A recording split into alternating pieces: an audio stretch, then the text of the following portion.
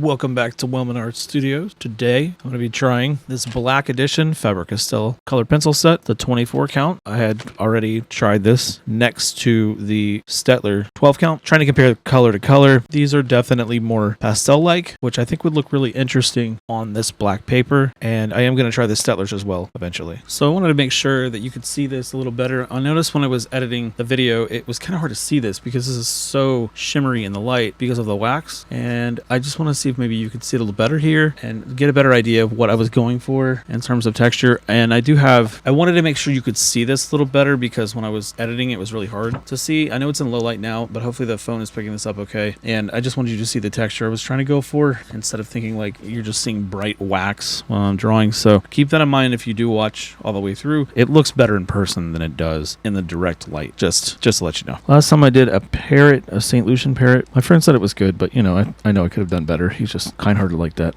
And he said, no, it looks like a lot of local artists, they'll draw them like that. And so in the interest of time, I want to try to do something a little simpler, and I think I might just do maybe a baseball or something, or a tennis ball, and I'm just going to wing it because it's just a ball. And this Sumo Grip 0.9, if you don't already know, I like this because it shows up really well on camera. This paper is 7x10. It's not a huge drawing surface, so what I'm going to try to do is just draw a basic baseball.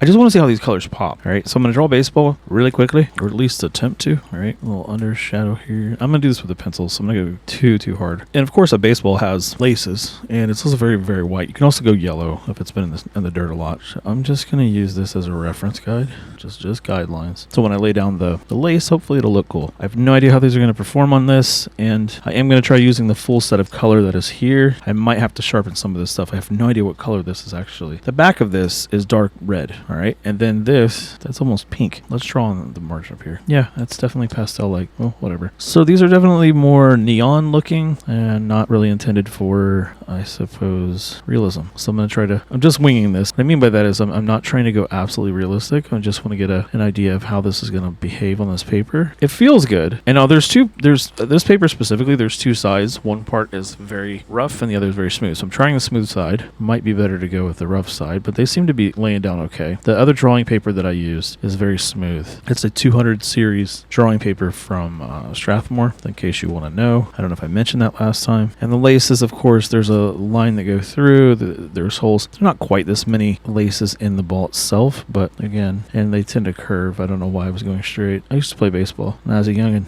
a lot of baseball. I played up to high school, and we moved around a lot, and so I always had to go to a new team and started to play football because my step cousin, was like, come on, man, you should play football. It'd be fun. So I did at his behest. It was good times. I sucked at football, though. Man, compared to baseball, like I understood football as a game, but like I just didn't know my routes. I was front lineman and a linebacker.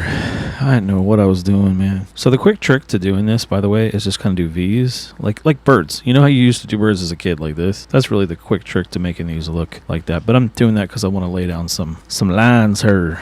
Let's see. These are also super, super soft. It says that on the package, but I just want to make sure that you're aware of that, and that's why the lines are really thick, but I'm okay with that. I like the thicker lines when I draw usually. I kind of find it to be, I find it to be a little bit, what's the word I'm looking for? Restrictive is the word I was going to say, but I don't know if I'm saying the right word, but in a good way. When it's restrictive, I mean is like, it forces you to draw a little differently, which I think can be interesting. See, that's what I really should have done. I shouldn't have done so many of these. It's okay. I'm not going for an absolute realism drawing again. This is just to see how it goes. I'm curious how these colors are going to work on this black. Maybe just add a few anyway. Normally what I do is I add like subtle detail to create this sense of depth and stuff. You'll add like with a little thread to go into the ball itself. But yeah, anyway, I played a lot of baseball. A lot. And I loved it. It just got to be too political. Let's just say that. There was a time where, like, one of the teams, we were going to lose by forfeit because a bunch of kids they just bounced out. That was when I was in Little League, and they knew that, so they brought one of the other kids from another team to sub in for us so that we'd automatically have to forfeit when we played them because we wouldn't have enough players. And it's kind of dirty. Stuff like that, and then having to move around and having to beg to pitch, never even get an opportunity to. when I did pitch, I throw shutouts when I was a kid. I was actually a really good pitcher. Sucked as a batter. I get a hit every once in a while, but in Little League I was fine. But once I got up to actually hitting, man, I have, kind of crappy vision. So not that it's an excuse. It's true. Anyway, I didn't like all the political stuff. Got to be like, daddy wanted to pitch his kid. And I'm like, dude, he can't throw the ball for nothing. The ball, he's lobbing it. Like, come on, put somebody in and actually throw the ball. I mean, you're going to have to give somebody a chance, And then by the time the season was almost over, he gave me a chance to throw a shutout. I'm like, see, I told you. And I didn't speak up for much of myself when I was a kid, but throwing a ball down the end of the pocket, well, let me tell you, I don't boast about much of anything, but I could pitch back in the day. Because I didn't realize, when I was a kid, I didn't realize I was doing this. Kind of accidentally trained myself to be able to pitch well because I haven't used this in a while. This is a KUM, made in Germany. I don't know if they thought that name through or not, but it's a little pencil sharpener for big fat pencil and small one. And these are triangle. I don't know if I mentioned this before, but these are triangular shaped. A little awkward to sharpen. I do have an electric sharpener, but I really just break it off. Yeah, I did. I'm my bird right now. Okay, trying to be easy with this. It's just kind of awkward because it's triangular and it's wanting to catch on the razor. That's gonna have to work. Yeah, I didn't say much for myself as a kid, but I did say I could pitch. Then once I did, like, oh, you weren't kidding. I'm like, and kids are speaking up, man. I didn't speak up for much. I could throw that ball down a hole, boy. So I'm going to throw this color on here for now. Pull some of this highlight up. I'm very lightly pressing. I've been drawing since then, too, man. So you can imagine, play football and draw, and baseball and draw. Basketball. I just never really thought I was any good at it. Kind of funny that you could recognize that you could throw a ball down in the hole because people can't hit it. You start to pick it up on it. Oh, what I was saying, speaking of which, the reason that I think I accidentally got good at baseball was my grandmother, like I said, I moved all over the place. My grandmother lived in the same house for many, many years, and I'm sure most of y'all's grandmothers did, too, but my mom and then moved around a little bit when we were kids. She was a kid, and then when we were kids, we moved around a lot. But at one point, we stayed with my grandmother again, and for a while, like around third grade, and let me say, I moved a lot. I went to 11 different schools. Let me just say that 11 schools, three different schools in third grade, 3 different schools in freshman year of high school. Just to let you know that I'm saying we moved a lot. But anyway, opportunity for meeting new people made me stop being shy. So I was laying this white down just to get the base of that baseball. Plus, I want to see how bright this looks. Anyway, I bounced a tennis ball off of the curb in front of my grandmother's house. Ironically enough, the house that was across the street we used to live in for a couple years. So it kind of like felt like I was home again in a weird way, Of course, to me, my grandmother's always felt like home, but I'm just saying, like, being across the street again, it's just kind of weird. But a very, very light baseball look. And so, yeah, I just used to drill by bouncing a tennis ball off of a curb, the size of the tennis ball from about 15 feet away or something like that. I'd miss a bunch, of course, and I used to bounce it off the wall too.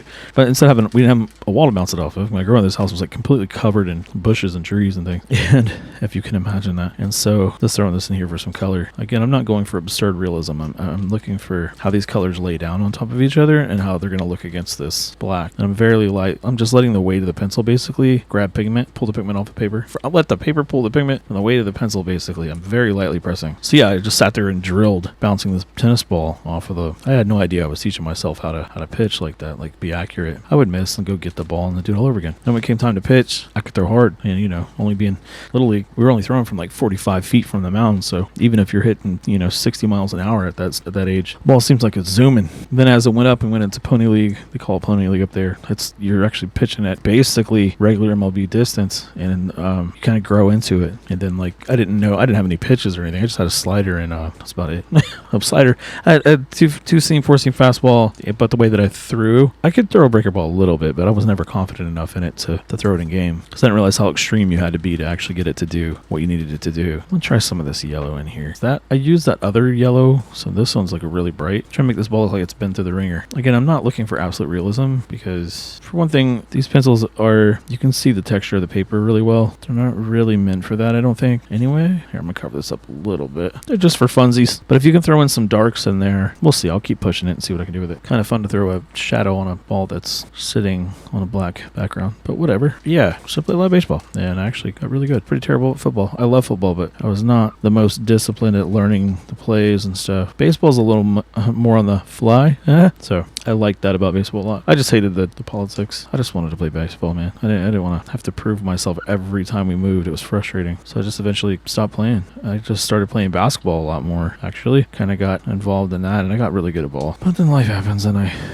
didn't end up sticking with it. I played basketball for a long time, actually. It became my thing. I probably could have went and played college ball, but I let other stuff get in the way. There's a lesson to you kids. Don't let anything get in your way. I feel like this is pushing the pigment around. I don't know, rather than blending. So one thing, and not that this is a tutorial on a realism or anything, but if you want to get realism, one of the easiest things you can do is do your midtones first, and then push your low and highs, and then start to blend the difference between them, and you're usually pretty good. All right, for S's and G's, I'm going to hit this. This is a white, obviously. None of these colors are very realistic in terms of nature, you know, so like they're meant to be fun. I just thought they were going to be vibrant for black, but I think they're meant to be more like graffiti style. That's sharpened better. Okay. Oh no, it's falling out. Happens. Whatever. I'll just hold it this way. All right, so we're just going to assume this ball has light coming this way. Kind of lighten it up a little bit. Like, look at that, you know. Now, an old school trick I learned was an electric sharpener. Let me clear that off. Cat hair all over it. Jeez. Electric sharpener works really, really well for colored pencils when they like to break. You don't even know if this is going to work. There we go. It's a little rough, but it works. Let's do this white here. Lay down some of this gold. Now, the being really, really soft, they are kind of difficult, these colored pencils, to sharpen. I'm trying to burnish a little bit more. Interesting. I think I'll pop a little more, maybe. Well, I wouldn't say they're great for realism, but they're interesting nonetheless. Put some more color in here. Let's get cute with it. And I mentioned this before, but I normally have a stump blender, and it does a much better job of blending this stuff out. But, you know, I'm just going to hit this real quick. Yeah, these are crazy soft. What up, kid? On your way? Nope. Yeah, I was really trying to push this pigment around. It doesn't seem to want to pick this up so much. I don't know. And like I said, you can get that shadow around the edge of the threads there. That usually helps. This is just like smudge-ageddon over here. I don't know. I'm just going to lay this in here. Whatever. It's very interesting. I will say it makes you think outside the box with the way that I approached using these. I guess that's a good thing in that sense. I mean, now can I... Oh, this is more of a gray tone here. I'm kind of curious if this is going to work on here. They do blend well. I will give it that. I mean, because they're so soft that you can push them around without actually using a blender and without actually burnishing the paper. And burnishing is just like when you dig in really, really hard, right? So whenever you're pushing really hard, it burnishes. It burns. It kind of like knocks down the crevices of the paper. Just throwing some more of this yellow in here so maybe unify some of the colors, hopefully. Looks more like baseball. Sure. I'm going to do the black in here just to put some more depth back into the laces, hopefully. It kind of looks like a baseball. I don't know. Yeah, normally I can just keep reworking it and getting it to stack the way that I want. I'm not sure if that's happening today. You can see it there because the yellow is popping through this right here. Kind of seems like that's what it needs. I don't know. All right, I'm half tempted to try to do black on between, like underneath here. Pull some of this color out. I'm pulling it away because I can't see with the shimmer. It's so shimmery. Seems to help a little bit. Yeah, I don't know. What I'm trying to do is put black underneath the red, and it kind of created a drop shadow. But it's hard to see, so I'm having to tilt it. All right. Well, I promise you I can draw better than that. That looks pretty terrible. So, nothing left to do. Just that so you can see what I was going for, hopefully. With a bit of a glow, you know, like a background glow. Maybe I can smudge this, I don't know. Maybe a little. Try this black, pull some of it back. Try to give it like a background glow, you know. Probably be smarter to use like a yellow or something. You can kind of see it. Maybe there's like some indirect lighting from somewhere around the room, you know. It's really something that would be cast in absolute darkness that you would see that much of a shadow, you know. You just see it's like something would be glowing from behind it. I keep doing that. There you go. It's kind of softening it a little bit. Also does help to shade darken the shade around the ball, but these colors are just doing whatever they want to do. So, like if you want to make it look more 3D, you would normally cast a shadow. First off, it's easier to do when the ball's not on a black paper. Let's try some blue. Sometimes blue and purple will give the look a little better, more realistic shadowing, you know, or at least more interesting. That somewhat sort of looks like a baseball. Surely looks like a baseball more than it did. These pencils aren't bad, I guess. Ultimately is the point. For the price, if you just want to get something that's interesting to try, I'm going to say this: if you're buying it as a gift for somebody, I'd recommend if they're an artist, especially if they're a young budding artist, I suggest getting something a little bit more quality than this. This is taking a little bit more work. I think you'd be better off just buying them Prismas, for instance, if you want to give them a wax pencil. That is somewhat reliable, and it can be a little hit or miss sometimes, but that's with anything really. I've had expensive have stuff break on me just as much as, well, not as much, but it happens, you know. But it depends on how you handle the tools and radio. If you got a new little artist, I think honestly, don't get them one of those like kits. Those new kits, whatever, you know what I'm saying? They got everything in them. I understand people want to see what they like, but if you know they like to paint or something, get them something decent and they'll be better off because they're more likely to want to use them. Like, oh, they wanted to paint, but they don't want to use stuff I got them. Well, you got to buy them stuff that they can actually use, because if they can't use it, or if they feel like they're not getting anywhere with what they're using, they're going to feel like they're the problem instead of it. Sometimes it is the tool. People don't blame the tools. I'm like, you know, tools exist for a reason. They all have different purposes and stuff. So within reason, don't blame the tools. However, sometimes it's pretty obvious that it is a tool. Like if they keep breaking on you or you're trying to work on something, well, that's not too bad, I guess. Let's see if I can blend any of that out. I'm curious.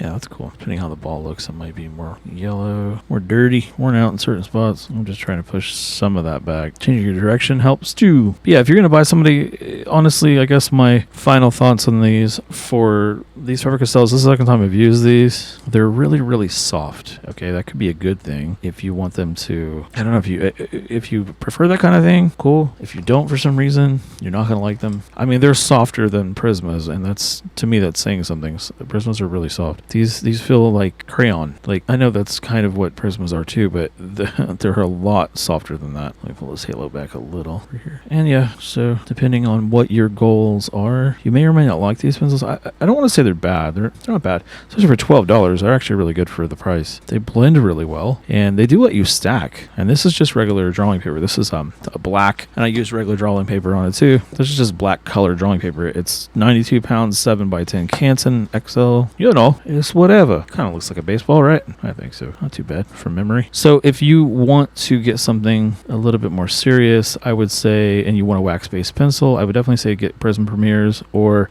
some other higher name brand. Now, I know Prisms can be hit or miss, but like, I've used them a lot. I've never really had problems with them. And I've used Faber-Castells and, you know, Crayola, a bunch of other stuff. So if you want something vibrant, like interesting to look at on the color, this black color paper, these are kind of cool because you have to kind of force yourself on like how to use them, because you have to think about which colors kind of value each color has. You know, you could swatch them or whatever, but your instincts start kicking in if you've been drawing for a long time. And as such, the color choices are interesting. Like the palette is interesting. Yeah, that's it. I don't know. They are triangular shape. So they're kind of interesting to hold in the hand. They stay pretty consistent depending on how you hold your pencil. I tend to hold it kind of far back like a paintbrush because I did a lot of painting. It's a much easier way to control the pencil. If you're always like this, like you're writing, you're going to use your fingers and your wrists a lot, and it's going to wear your hand out. If you pull back, it also forces you to use your shoulder, and especially when you're blending. So when you're holding it like that, that's really nice. These the end colored caps, I think they're paint dipped. They don't really quite match the barrel for a lot of these. I guess they kind of do more so on the black paper, but on white, it doesn't look that way. It's kind of hard to judge. That one's not quite the same. It lays down pretty close to that though. They are kind of a pain to manually sharpen. I tried doing that. I had to grab the electric sharpener because of the triangular barrels. They tend to kind of want to roll in your hand when you're sharpening them. Just take your time sharpening them because they're very, very soft and they will crack and break off in the barrel. That's kind of a downside. They are color numbered. Like if you need a replacement, I don't know where you can get the replacement, but they don't have a color name on them. It just says India, Brazil, A5 on them, on the barrels. All it has is this color, no name, just a number. Not that that matters too much, I don't think. And you can kind of figure out what color's what, but if you notice, they're very like black light colors, like from the 90s, you know, when those posters are really popular. My brother had one, that's why I say that. So those, for that reason, I think these are pretty cool. I think they have an interesting color design. They're kind of fun. They lay down okay. I mean, for the price, okay, they did exactly what I expected, put simply. So I can't really fault them for that. I keep mentioning the price. It's important because they were only like $12 for 24 or something like that. I think like $12, yeah. Besides that, I got nothing else to say, I don't think. I'm just going to keep rambling. I just want to try to make sure I was covering everything. They go down smooth. They blend well. They are super soft, so you got to be careful. You will burn through them pretty quickly if you're heavy-handed. And they're not a traditional set of colored pencils. If you're looking for something that's bright colored that also is supposed to work on black, this is not them. These are more, they're neon colored. just like the box looks.